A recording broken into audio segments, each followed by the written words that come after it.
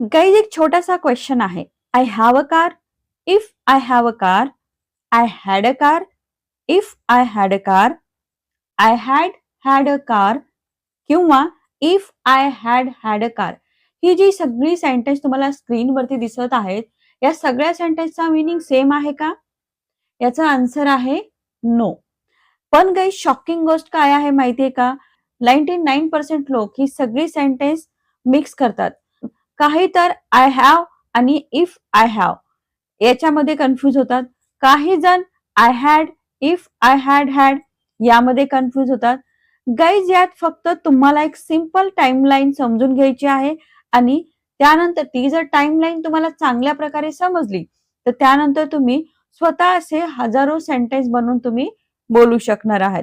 Let's start our today's lesson guys. Guys आता basic concept काय आहे तुम्हाला ते थोडंसं क्लिअर करूया. आय हॅव म्हणजे काय? माझ्याजवळ आहे. एखादी गोष्ट माझ्याजवळ आहे किंवा माझ्या मालकीची आहे. हॅवच्या नंतर एखादी गोष्ट येते म्हणजेच फॉर एक्झाम्पल काय? एखाद्या वस्तूचे नाव म्हणजेच काय असतात ते noun. For example car, bike, book, pen, problem, headache, friends किंवा तुमचा एक्सपिरियन्स असेल. हे जे सगळे काय आहेत हे नाउन्स आहेत. आय हॅवच्या नंतर जर नाउन आलं त्याचा मीनिंग काय होतो? माझ्याजवळ एखादी गोष्ट आहे किंवा ती गोष्ट माझ्या मालकीची आहे म्हणजे माझी मालकी त्याच्यावरती आहे. एक्झाम्पल माझ्याजवळ बाईक आहे. I have a bike. I have a bike. मला 2 मित्र आहेत. I have 2 friends. I have 2 friends. मला अनुभव आहे. I have an experience. I have an experience.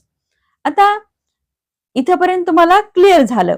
आता बघा हाव प्रेझेंटची काय करतं? सिच्युएशन दाखवतो आणि जेव्हा तुम्हाला म्हणायचं असतं मी एखादं काम केलं आहे तेव्हा तुम्हाला सिम्पली काय करायचं आहे? आय हॅव प्लस वर्बचं थर्ड फॉर्म घ्यायचं आहे. म्हणजे काम पहिलंच झालं आहे पण त्याचं कनेक्शन प्रेझेंटशी सुद्धा आहे. असे सेंटेन्स जेव्हा तुम्हाला बनवायचे असतात तिथे तुम्हाला आय हॅव प्लस वर्बचं थर्ड फॉर्म घ्यायचा आहे. एक्झाम्पल बघा मी गृहपाठ पूर्ण केला. I have completed my homework. I have completed my homework. म्हणजे एखादं काम आधीच झालं आहे पण त्याचं कनेक्शन प्रेझेंटशी आहे. तुम्ही होमवर्क तर केलं आहे पण तुम्ही प्रेझेंट मध्ये ते सांगत आहात पास्ट मध्ये होमवर्क केलं आहे ते म्हणजे प्रेझेंटशी त्याचं काय आहे? कनेक्शन आहे. मी जेवण बनवलं आहे. I have cooked the food. I have cooked the food. मी तो पिक्चर बघितला आहे. I have watched that movie. I have watched that movie. मी माझी खोली साफ केली आहे. I have cleaned my room. I have cleaned my room. इथपर्यंत क्लिअर झालं? आय हॅव प्लस नाउन माझ्याजवळ आहे आणि आय हॅव प्लस वर्बचं थर्ड फॉर्म मी केलं आहे. एखादी क्रिया मी केली आहे. सिंपल आहे. इथं बघा हॅवचं कोणतंही मीनिंग या सेंटेन्स मध्ये निघत नाही किंवा हॅव कोणतंही मीनिंग इथे सांगत नाही. जेही याचा मीनिंग ठरवतो ते काय आहे? हॅवच्या नंतर काय येतं हे त्याचा मीनिंग ठरवत आहे. इथपर्यंत क्लिअर झालं? नाउन आला तर तुमची मालकी सांगत आहे, तुमचं पोझिशन सांगत आहे आणि जर एखादं वर्ब आलं तर तिथे तुम्ही एखादी गोष्ट केली, ती क्रिया केली किंवा झाली हे सांगत आहे. इथपर्यंत क्लिअर झालं? आता नेक्स्ट आहे इफ आय हॅव. आता सगळ्यांना माहित आहे इफ म्हणजे काय? जर. आणि आय हॅव आत्ताच आपलं मीनिंग झालं एखादी गोष्ट माझ्याजवळ आहे. बरोबर? जर माझ्याकडे असेल म्हणजे एखादी गोष्ट माझ्याकडे असेल याचा मीनिंग जवळपास असा निघतो. हे प्रेझेंटची कंडिशन दाखवण्यासाठी काय केलं जातं? याचा यूज केला जातो. म्हणजेच एखादी गोष्ट माझ्याकडे असेल तर काय होईल किंवा मी काय करेल अशा मीनिंगचे सेंटेन्स तुम्हाला इफ आय हॅव पासून बनवायचे आहेत. If I have plus noun comma द्यायचा आहे. त्याच्यानंतर subject plus will plus verb इथे लिहायचं आहे. म्हणजे कॉमा जिथे दिला आहे if I have plus noun ही काय आहे? एक कंडिशन आहे आणि त्याचा रिझल्ट कोण देत आहे? क्वामाच्या नंतर जे काही स्ट्रक्चर आहे subject plus will plus verb हे त्याचा रिझल्ट सांगत आहे. अशा प्रकारचे सेंटेन्स तुम्हाला इफ आय हॅव नी बनवायचे आहेत. एक्झाम्पल, जर माझ्याकडे वेळ असेल तर मी तुला मदत करेन. सिंपल आहे. If I have time I will help you. If I have time I will help you. म्हणजे इफ आय हॅव टाइम ही काय आहे? कंडिशन आहे आणि त्याचा रिझल्ट काय असणार आहे? I will help you. Clear? जर माझ्याकडे पैसे असतील तर मी कार खरेदी करेन. If I had money I will buy a car. If I had money I will buy a car. Clear झालं? एखादी कंडिशन आणि त्याचा रिझल्ट जेव्हा तुम्हाला सांगायचा असतो तिथे तुम्हाला इफ आय हॅव त्याचा यूज करायचा आहे. पण ही कंडिशन कशी असणार आहे? प्रेझेंटची असणार आहे. क्लिअर झालं इथं? आता बघा, हे झालं प्रेझेंट बद्दल. जर तुम्हाला पास्ट मध्ये माझ्याकडे एखादी गोष्ट होती असं म्हणायचं असेल तर सिम्पली तिथे तुम्हाला आय हॅडचा यूज करायचा आहे. आय हॅड प्लस नाउन म्हणजे माझ्याकडे एखादी गोष्ट होती किंवा माझ्या मालकीचं काहीतरी होतं. सिंपल आहे. एक्झाम्पल बघा, माझ्याजवळ एक कार होती. I had a car. I had a car. माझ्याजवळ पुरेसे पैसे होते. I had enough money. I had enough money. माझ्याजवळ जॉब होता. I had a job. I had a job. Clear? पण जेव्हा तुम्हाला म्हणायचं असतं की मी एखादं काम केलं होतं किंवा एखादं काम झालं होतं तिथे तुम्हाला काय करायचं आहे? आय हॅड प्लस वर्बचं थर्ड फॉर्म लिहायचं आहे. क्लिअर झालं इथे तुम्हाला?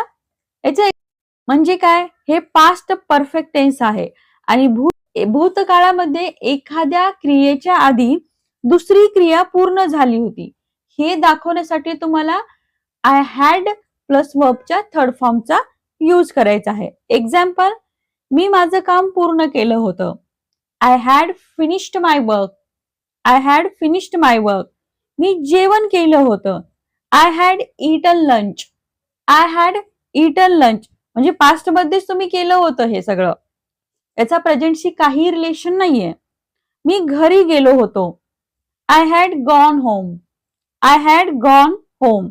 आता आय हॅड प्लस नाउन माझ्या जवळ होतं आणि आय हॅड प्लस वर्बचं थर्ड फॉर्म मी एखादी क्रिया केली होती. सिंपल आहे, लक्षात आलेलं असेल. जर काही थोडंही कन्फ्युजन असेल तर काय करा, व्हिडिओ पॉज करून परत व्हिडिओ बघा, क्लिअर होईल. आता नेक्स्ट आहे इफ आय हॅड. सिम्पली जसं आपण इफ आय हॅवचा यूज केला सिम्पली तुम्हाला इफ आय हॅडचा पास्ट मध्ये यूज करायचा आहे.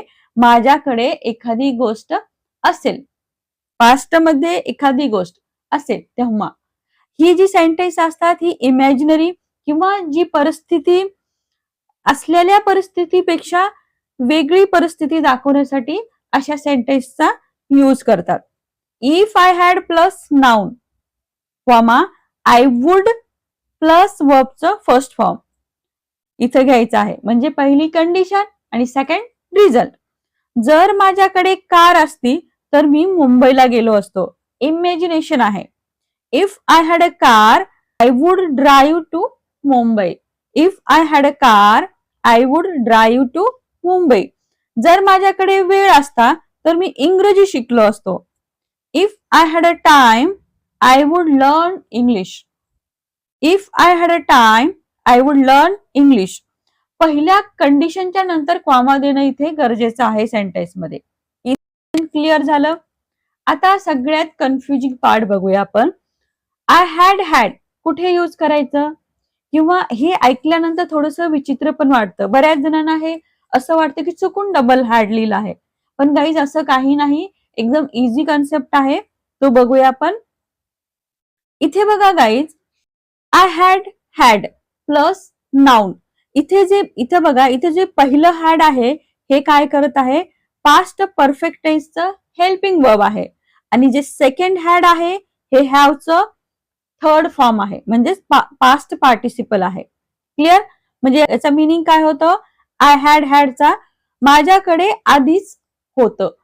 एखादी गोष्ट माझ्याकडे आधीच होती. अशा कंडिशनची सेंटेन्स तुम्हाला आय हॅडनी बनवायची आहेत.